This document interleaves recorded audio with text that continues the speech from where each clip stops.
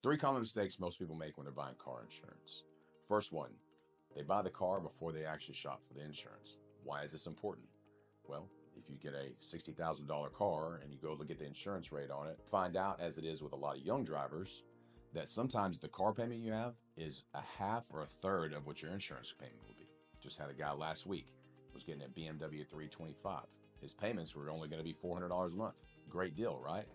Not so much. His insurance was $900 a month. Blows him out of the water. It's not necessarily something he can afford.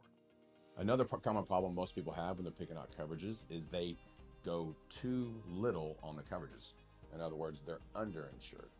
Same example, a guy who has a $50,000 BMW. In the state of Texas, our state minimums on insurance is 30, 60, 25. That means $30,000 liability for one person, $60,000 liability for all people, and $25,000 is for property damage. Here's the key for our gentleman with the BMW. If he were to total out his vehicle he paid $50,000 for, legally, the insurance company's only on the hook to pay for the first $25,000. That's a big problem, right? Because if he totals it out and the insurance company only pays for $25,000, who's going to pay for the other $25,000? He is out of his pocket. And by the way, the bank who's financing his BMW isn't going to put the $25,000 on a payment plan. They want it one lump sum right then. So don't make that mistake.